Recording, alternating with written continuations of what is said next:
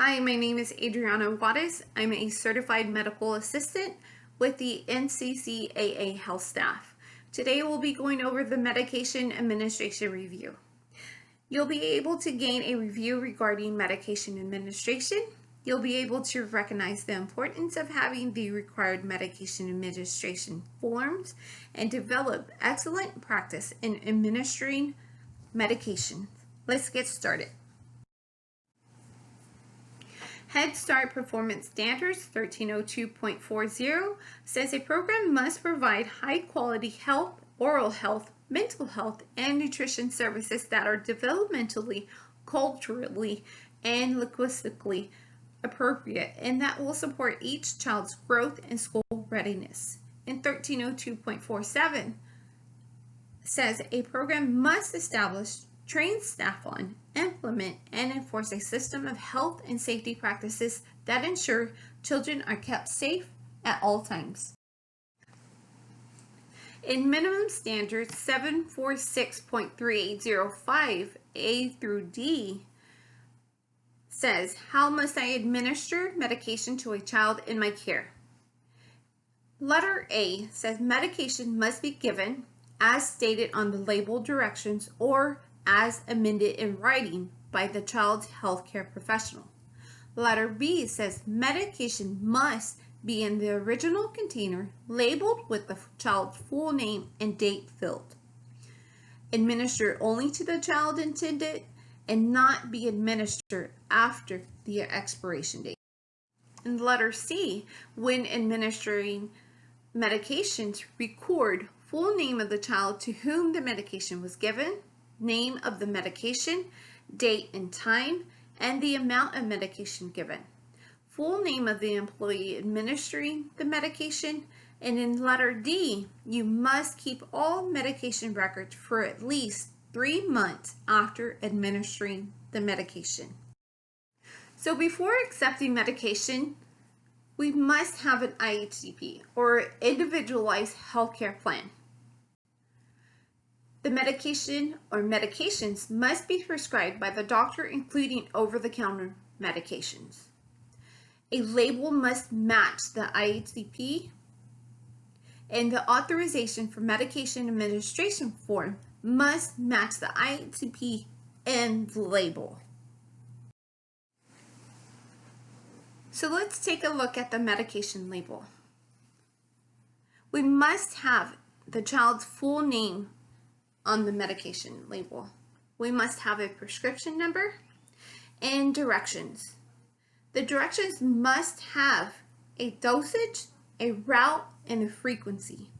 If the medication is not scheduled, it must have PRN or as needed included in the directions. If you'll look at the date filled, this date will expire 1 year from the original date. And the discard date will reflect this date, but not all labels have a discard date. So please just reference back to the date filled. If the date is passed, return to the parent and request a new medication bottle. So an individual healthcare plan for health conditions or an IHCP must be signed by the child's doctor and parent for any ongoing health conditions, medications, or special needs. So let's take a look at the individualized healthcare plan for health conditions. The top portion, this portion may be pre-filled by the center staff, but no area should be left blank. The middle area should be filled out only by the doctor or the doctor's staff, not by the parent, and no area should be left blank. If one area does not apply, NA may be used for non-applicable. This doctor must sign and date, and the IHCP will expire 1 year from the date signed by the doctor. And then the parent has to sign and date it also. If any area is left blank, the child should not be accepted until the form has been completed and signed. No exceptions. So let's look at the individualized healthcare plan addendum. The IHCP addendum, pages 1 and 2, will be used in conjunction with the existing health IHCP and should be treated the same. All areas completed by the doctor or the doctor's staff, signed and dated, and the parent's signature. No areas left blank. And again, if any areas do not apply, NA may be applied for non-applicable. This is page 2. So let's move on to the authorization for medication administration. Parent or primary caregiver must sign an authorization for medication administration form. Parents are responsible for administering the first dose of any new medication or increased dose. Staff will not administer expired medications. Let's go over the authorization for medication administration form. The top portion area must be completed by the parent and center staff member. No area should be left blank, and NA may be used for any area that does not apply. Parent must sign before administering any medications. The middle section is to be used by the parent to record any medications being given at home. The parent will record the date, the time, and the dosage, and sign that the medication was given at home. The parent should complete this before leaving the child at the center or before the parent leaves the center. The last section is for the staff administering medication and the witness.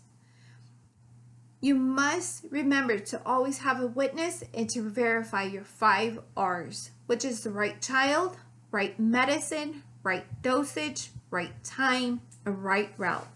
Both the staff administering the medication and witness must verify these 5 R's. Again, right child, right medicine, right dosage, right time, and right route. Once the medication has been administered, the person administering the medication must record the date, the time, the dosage, sign, and the witness also sign. The last area is for returning medication when the medication has expired, run out, or it's at the end of the school year. Have the parent sign that the medication has been returned. And that completes the authorization for medication administration form. So let's go over the medication boxes. A locked medication box is used for scheduled medications. An unlocked medication box is used for emergency medications. And all emergency medications must go outside and be kept out of the reach of children. Emergency medications may be transferred to a backpack for easier carrying, but must be placed back into the box out of reach of children in the classroom. So let's recap. Before accepting a child or medication, all forms and medication bottles must be current and matched. When administering medication, wash your hands.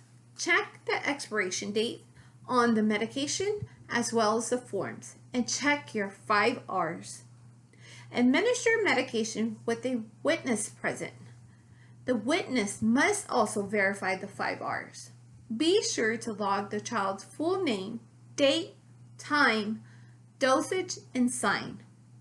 And all emergency medications must go outside. Medications must always be kept out of the reach of children. And don't forget your 5 R's. The right child, the right route, the right time, the right dose, and the right medication. Please do not administer expired medications. Okay, that will conclude the medication administration review. It's agenda time. Let's go over your agenda. It's going to be true or false. So question number 1. The Head Start performance standards have requirements regarding medication administration. True or false? True. Question number 2. A current IHCP is required to be able to administer medications to a child in Head Start. That would be true. Question number 3. The information on the IHCP medication label and the authorization to administer medication form must all match. That would be true. An expired medication must not be administered. That would be true. Question number 5. The 5 R's are the right child, the right medicine, the right dosage, the right time, and the right route. That would be true. And the resources used in this presentation are the Head Start Program Performance Standards, the Minimum Standards, and Caring for Our Children. Hope to see you soon. Stay safe. Thank you.